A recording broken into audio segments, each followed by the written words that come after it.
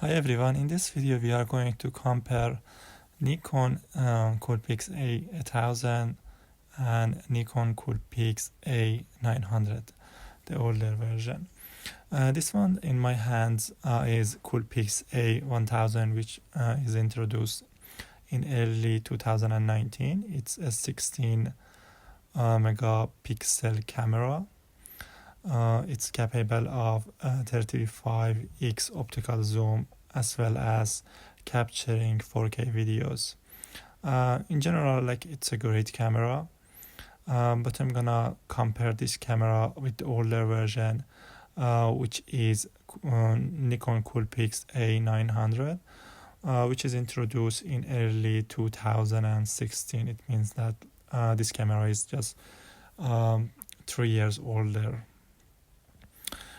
So they are very similar in shape and also in capabilities, such as this older version is also capable of 35x and also capturing 4K videos, but it's a 20 megapixel camera. I'm gonna just go through them and show you some characteristics and specifications of each one, and tell you which one is my choice and probably which one you can go for and you can choose. As I said, they are very similar in shape, except that the newer version has electric viewfinder, while the older version doesn't have it, and the older version is just more compact and easy to put in your pocket if you prefer that. The newer version, if I show you around the camera, both of them have built-in flash, which is quite good for these little cameras. It gives you enough light. The newer version, a1000, has a tilting screen like this, which is tilting around behind the camera, so it makes it for you more convenient to do photography when you are holding the camera above your head or near the ground. But when you are behind the camera, it doesn't go all the way 180 degrees around, so you cannot use probably this one for selfie, while the older version, a900, you can just easily turn it around 180 degrees and use it for vlogging or selfie photography. That's why one reason that I like and I prefer a900. But if it's not a problem for you, then that's a different thing. So if I show you some stuff around the camera, such as the image quality setting and those stuff, so both of them are capable to do capture the photos as fine and normal, but the newer version is also capable of saving images as raw. So it's an advantage for a1000, because if you are saving the raw images, then it's easier just to do editing on editing software, while the older version a900 doesn't have this option and you cannot have raw images. About the video quality, both of them, as I said, are capable. The first option is 4K. Both of them are capable of capturing 4K videos, and I've tried that 4K video on both of them, almost equal, because they are both in 30 frames per second. Another advantage of a1000 it's that it has a touch screen. It's quite handy when you are working around, especially on menu. Both of them have Wi-Fi and are capable to get connected to your phone via the Nikon app. So it's quite handy and good, just transferring your photos via Wi-Fi to your phone, or just do some settings from your phone or shoot from your phone. That's quite handy, I would say, and both of them have this option. So to summarize the advantages of Nikon a1000, I would say it has electric viewfinder, it has touch screen, it's capable of capturing raw images, as well as it has higher ranges of ISO compared to the older version.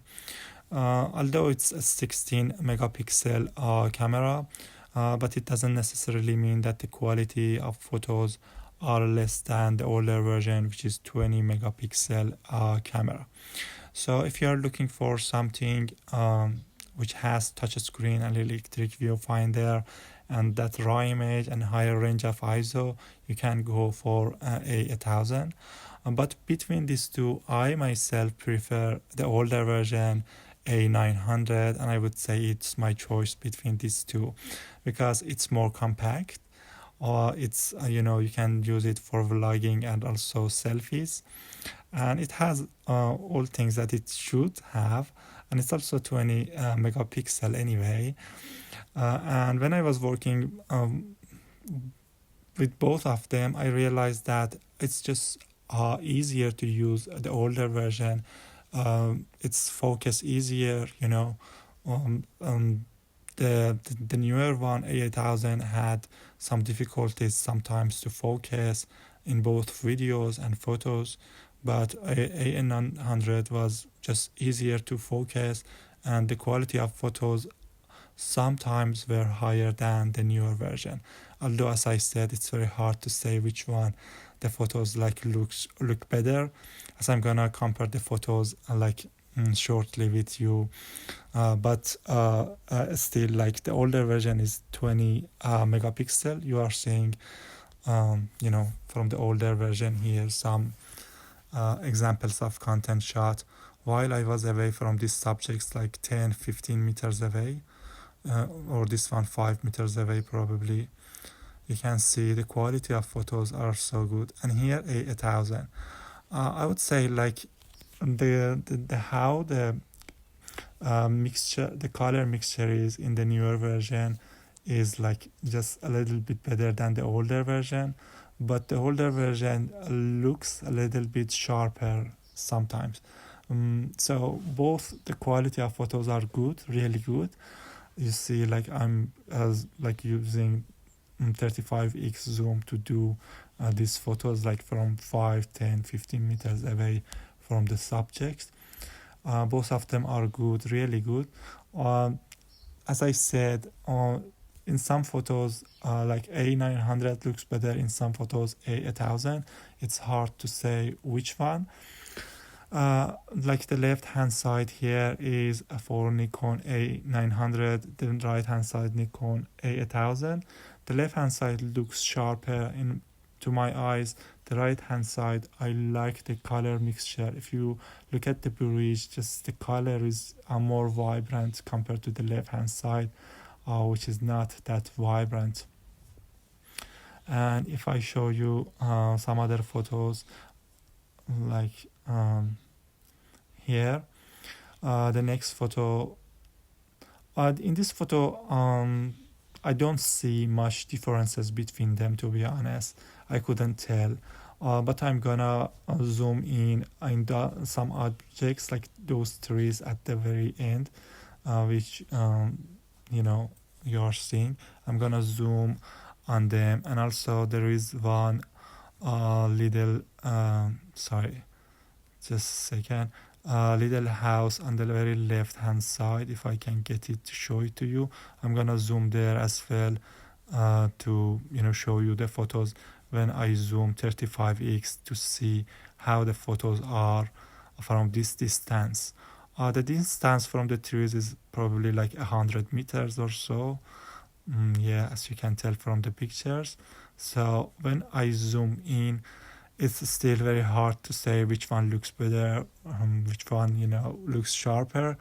But in general, if I zoom in these photos also, you can tell that the left hand side probably looks somewhat sharper, like especially when you look at the background.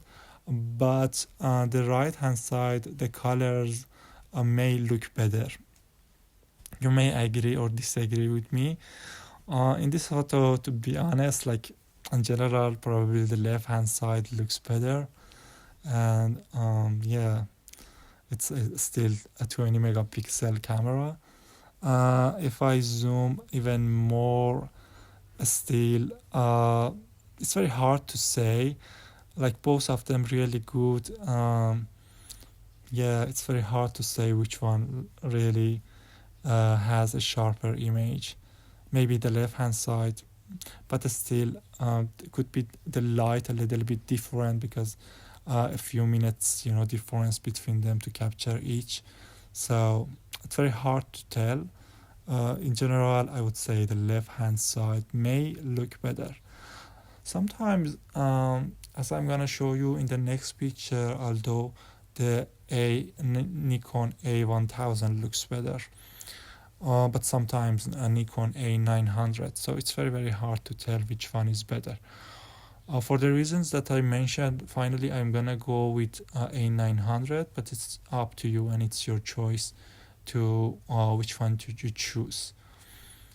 Still, it could be like when I zoom on the photos, it could be a matter of light, or maybe my hand was shaking or something like that.